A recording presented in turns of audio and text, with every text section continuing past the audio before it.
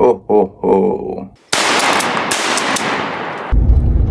But come on, man. Ah!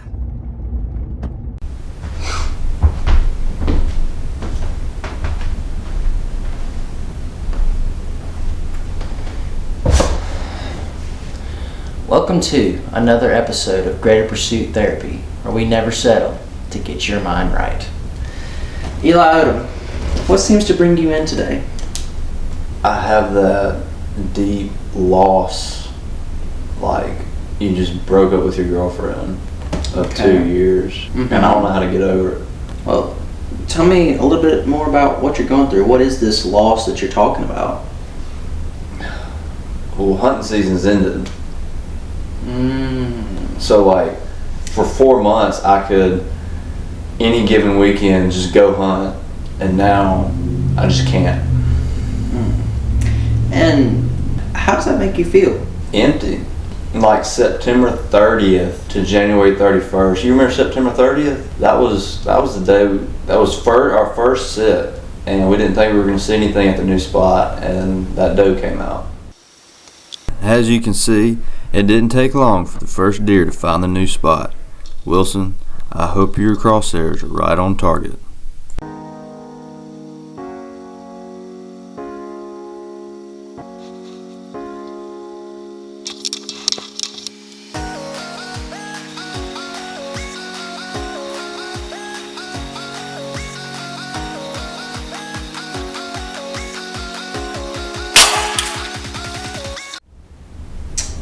You know, while we're focusing on the good things that we've had during this hunting season, is there anything else that's on your mind that you want to tell me about? I mean, I think we both can agree that we grew a lot. I mean, we both had successful seasons and laughs, and I mean, there were some frustrations, but No.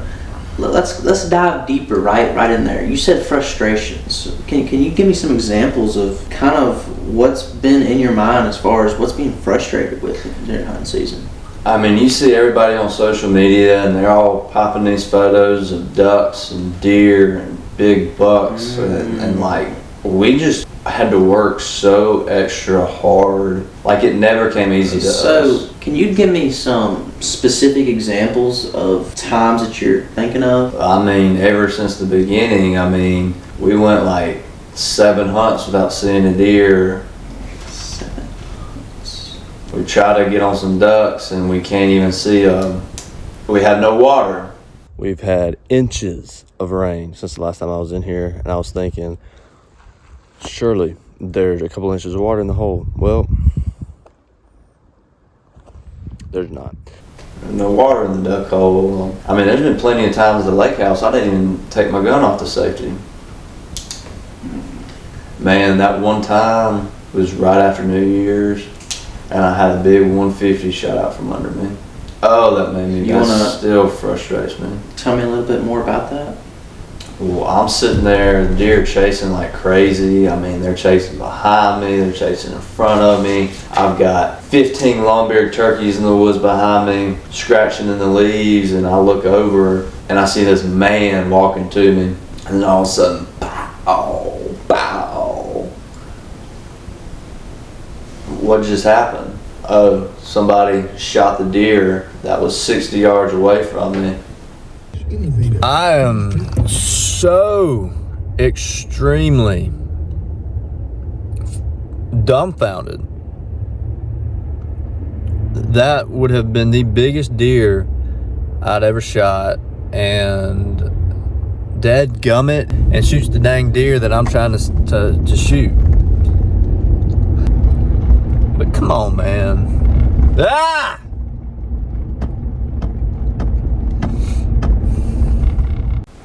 And he's dead. I was 10 seconds away from shooting a buck of a lifetime, and it was just stripped away from me. So I kind of see where you're going with this. And tell me if I'm wrong, but it seems to me like this metaphor. You're kind of describing that this story of you getting a deer shot out from under you is kind of how you're feeling inside about hunting season being taken away from you.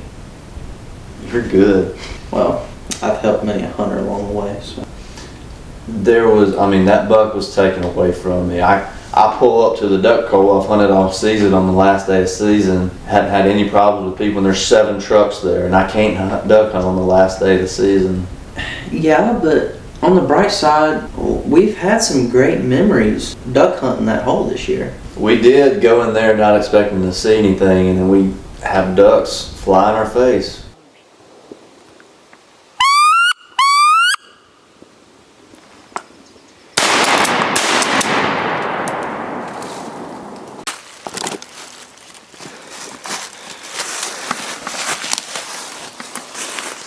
Well, guys, Good morning.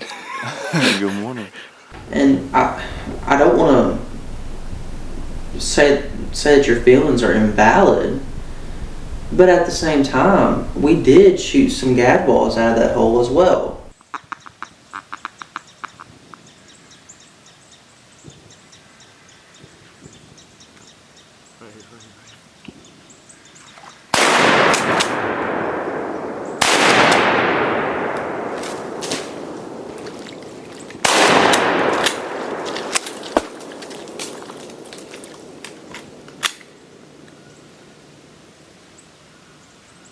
What do we do? Well, we got us an old Jadwall, old Gaddy. Got 2. That's the first one.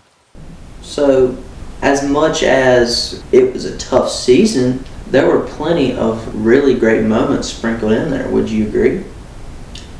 Yeah, I think that also makes it so hard to just let go.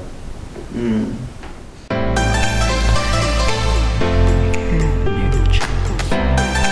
I'm sorry for the jittery camera. I've had the jitters all day. You'd have thought he's drunk about 14 coffee drinks. Welcome back to Greater Pursuit Therapy. Thank you for waiting as we went through that short little break. As you can see, my patient, Eli here, kind of went through a mini meltdown over the break. We've given him the therapy blanket. Granted, it's not a pair of light boots, but it'll do for now. Eli, can you tell the audience kind of what happened over the break? I mean, we started talking about the good times, and it made me realize how much I actually miss hunting season. Missed hunting season. I mean, like I was kind of getting frustrated. Like, man, I'm glad it's over because of all the bad stuff. And then we started talking about the good, and it made me realize how much I love hunting. Like that one day right before Christmas. You remember that? Are you talking about your sanity? That was such a good day. I mean, I lost a challenge, but like, let's be for real here. How many people do you see kill a deer in a Santa suit?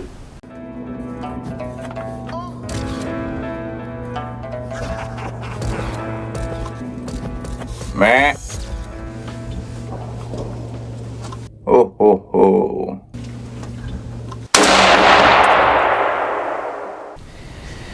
You know, not many people do that, and that's definitely what I would say. It may be the highlight of your hunting season. I mean, I'm sitting there, jelly belly and all, and this joker just walks out. Now, Perfectly broadside. we're not going to fat shame ourselves, okay?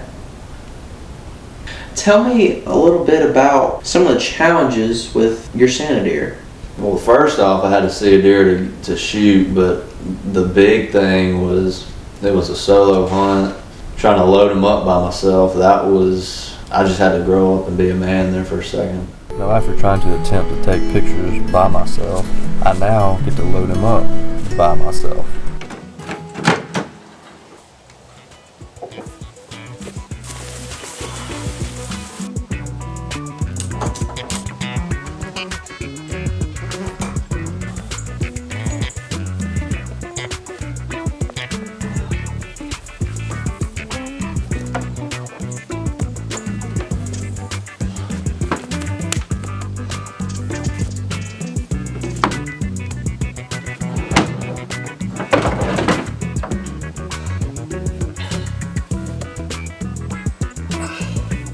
We've talked about some good times and some bad times. What could you do to possibly improve on to make next season even better?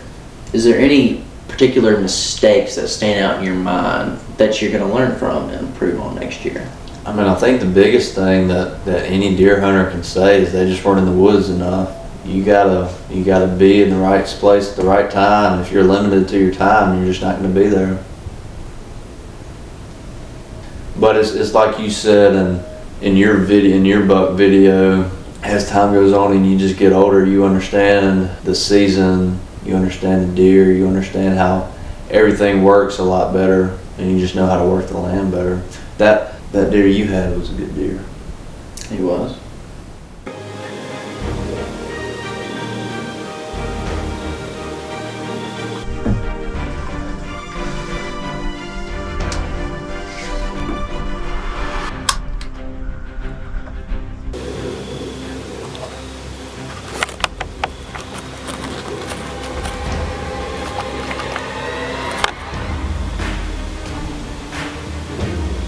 Matt?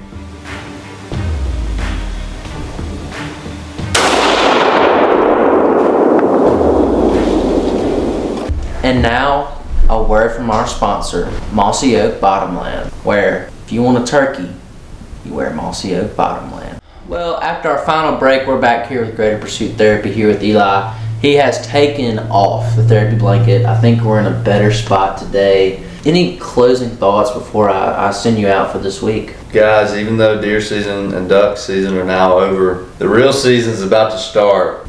I'm pretty certain and safe to say that we are officially finally moving past the heartbreak of deer and duck season and looking forward to what is to come with turkey season.